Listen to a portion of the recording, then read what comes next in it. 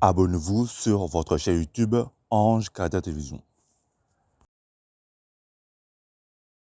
Les relations entre Kigali et Kinshasa ne sont pas au beau fixe. La République démocratique du Congo accuse le Rwanda de soutenir les rebelles du M23 et le Rwanda, qui rejette ces accusations, accuse de son côté la République démocratique du Congo de soutenir les FDLR, un autre groupe rebelle formé par les Hutus après le génocide des Tutsis en 1994. Les détails avec notre correspondant à Kigali, Simon Wolfart. Depuis plusieurs jours, Kigali et Kinshasa sont à couteau tiré. Le ministre rwandais des Affaires étrangères, Vincent Biruta, s'est exprimé ce week-end sur la situation entre les deux pays lors du sommet de l'Union africaine. D'après lui, les accusations de la République démocratique du Congo sont sans fondement et le M23 est un problème strictement congolais. Il a à son tour accusé l'armée congolaise de combattre aux côtés des FDLR, ce groupe rebelle hutu rwandais qui opère dans l'est de la RDC. Les tensions portent également autour de l'arrestation de 2 soldats rwandais.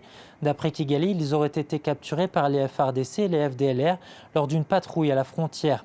Pourtant, les Congolais affirment que ces 2 militaires ont été capturés non au Rwanda, mais à 20 km à l'intérieur de leur territoire, preuve pour Kinshasa d'une incursion rwandaise.